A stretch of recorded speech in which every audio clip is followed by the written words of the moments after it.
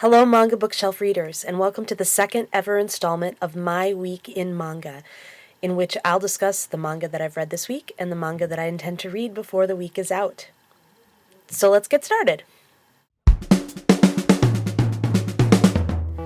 Earlier this week, I picked up the first volume of 07 Ghost. This is a license rescue from the dearly departed Go Komi, now out from VIZ. I missed it the first time around, so this is a great opportunity for me to catch up on it.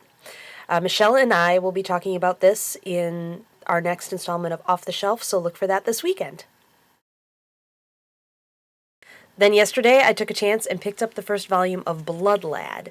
This is by Yuuki Kodama. It is a omnibus release from Yen Press. Kind of hefty. So Stas is a vampire. He's a vampire of pretty impressive lineage. He's the direct descendant of Dracula, something he mentions early on. And he's currently the boss of a pretty large territory in the demon world. He's alienated from his highfalutin family. He's obsessed with human culture, and particularly Japanese pop culture.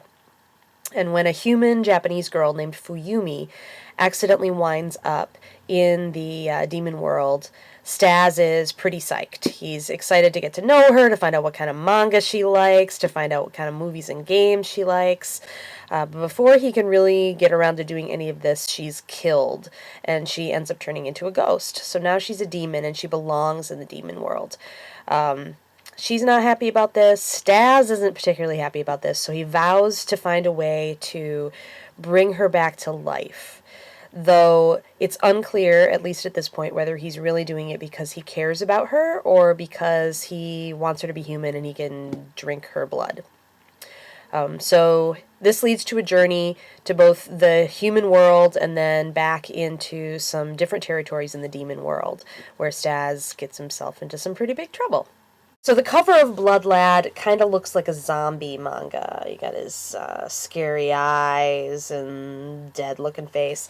And then the back of it features Fuyumi's gigantic boobs. So between the two of those things, I admit I was not super optimistic about this being the manga for me. But apparently it is. I liked it a lot, so looks can be deceiving. First of all, it's really funny.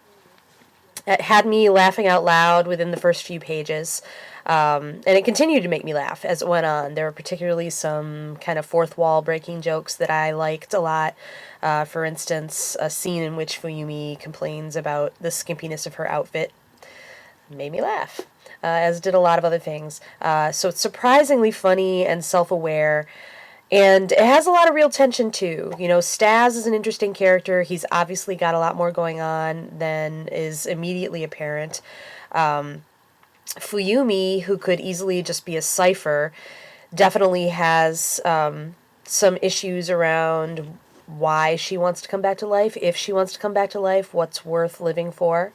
The series has a lot of the usual stereotypes, like, for instance, Stas has a friend/rival who's a werewolf named Wolf. Very creative. But seriously, the fan fiction kind of writes itself. And then there's a tough-talking, sexy female character who just wants a guy who's stronger than she is. And both of these characters could be really, really boring, really, really, nothing new at all, but actually they're pretty interesting, and I'm looking forward to seeing what happens with them. I'm always happy when a series is able to surprise me, and this one did, so it was a great find for me this week. Surprisingly recommended. Blood Lad. On the docket for the rest of the week, I've got the final volume of at least the main series of Puella, Magi, Madoka, Magica. I don't know if I'm saying that right, but in any case, I have been a little disappointed with the series in terms of how it stacks up with the anime that it's adapted from.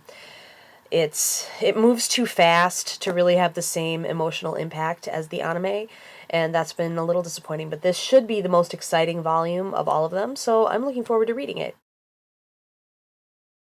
And then I've also got the latest volume of Pandora Hearts, volume 13. Now, I think most of you probably know I'm a little bit obsessed with Pandora Hearts. It's just my kind of manga. From the sprawling, messy plot, the rambling characterization, the pretty art, and especially the costuming, which I've raved about frequently. It's definitely my kind of thing. Things are getting really tense at this point. Volume 12 was a fairly compelling volume. I'm expecting a lot of action in volume 13. This series is a little bit bulletproof for me. It would be hard for it to go very far wrong, but I'm really looking forward to picking up volume 13, so I will let you know how it is. And finally, I'd like to ask for some suggestions from you, the audience. I don't have a second book picked out for Off the Shelf this week, so if there's something that you've been dying to hear about or something you'd like to recommend for me to discuss with Michelle, this would be the time to let me know. You can tell me by leaving a comment on this post or by sending an email to comments@mangabookshelf.com. Let me know what you'd like to hear about, and thanks for joining me again. I'll see you next week.